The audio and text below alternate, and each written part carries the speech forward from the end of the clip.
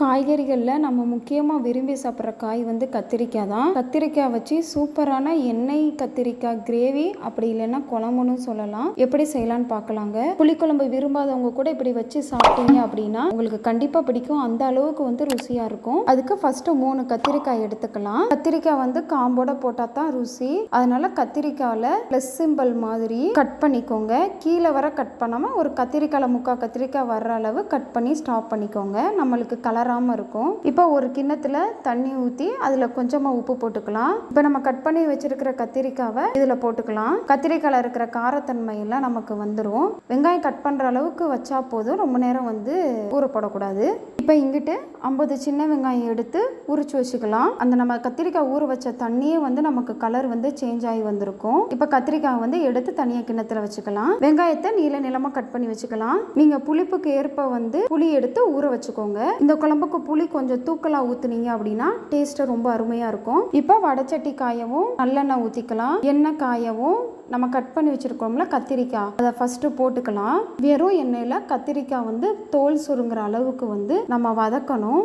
எல்லா பக்கத்துலேயும் ஒன்று போல் வந்து வதங்கி வர்ற மாதிரி திருப்பி போட்டு வதக்கிக்கலாம். பாருங்க, நல்ல தோல் சுருங்கி வந்துருச்சு. இப்போ தனியாக எடுத்துக்கலாம். இப்போ இந்த எண்ணெயை வேஸ்ட் ஆக்காமல் இதே வந்து குழம்பு வைக்க யூஸ் பண்ணிக்கலாம். கடுகு போட்டுக்கலாம். கடுகு பொரியவும் கருவேப்பிலை போட்டுக்கலாம். கருவேப்பிலை பொரியவும் நம்ம கட் பண்ணி வச்சிருக்கிற சின்ன வெங்காயம் போட்டுக்கலாம்.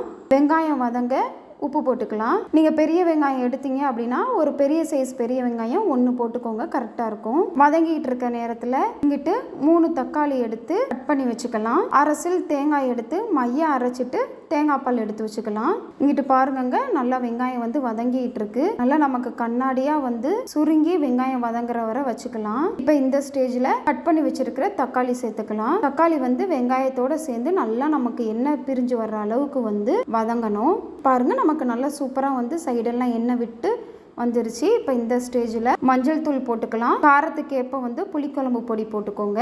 இப்போ இந்த ரெண்டையும் பச்சை வாசம் போகிற வரை ஒரு நிமிஷம் வதக்கிக்கலாம். இப்போ நம்ம எடுத்து வச்சிருக்கிற தேங்காய் பால் ஊற்றிக்கலாம். கிரேவிங்கிறனால கொஞ்சமாகவே வந்து தண்ணி ஊற்றிக்கோங்க.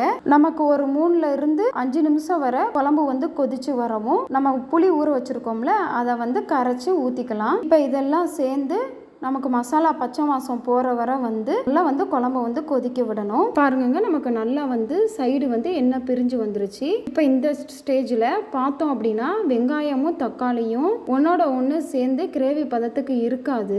இப்போ நீங்கள் கத்திரிக்காய் போட்டுக்கோங்க. கத்திரிக்காவையும் சேர்த்து வந்து நம்ம வேக விட்டோம் அப்படின்னா ஒரு 10 நிமிஷத்துலேயே வந்து வெங்காயம் தக்காளி கத்திரிக்காய் எல்லாம் சேர்ந்து நமக்கு நல்ல கிரேவி பதத்துக்கு வர ஆரம்பிச்சிரும். நல்லா அடுப்பை வந்து லோ ஃப்ளேமில் வச்சே வந்து குழம்பு வந்து கொதிக்க விடுங்க. கத்திரிக்காய் போடவும் இப்போ சின்ன வடைச்சட்டி காயவும் கடலெண்ணெய் ஊற்றிக்கலாம். எண்ணெய் நம்மளுக்கு நல்லா வந்து காயணும். கடலெண்ணெய் ஊற்றினா தான் வந்து டேஸ்ட் நல்லா இருக்கும்.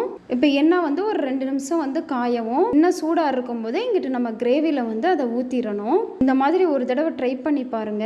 ஊற்றினதுக்கு அப்புறம் பாருங்க, உங்களுக்கு நல்ல எண்ணெய் பிரிஞ்சு மசாலா எல்லாம் வெந்து நல்ல கிரேவி வந்து சூப்பர் டேஸ்டாக இருக்கும். பாருங்க, சூப்பராக நம்மளுக்கு ஓரங்கள் எல்லாமே வந்து எண்ணெய் கக்கி வர ஆரம்பிச்சிருச்சு.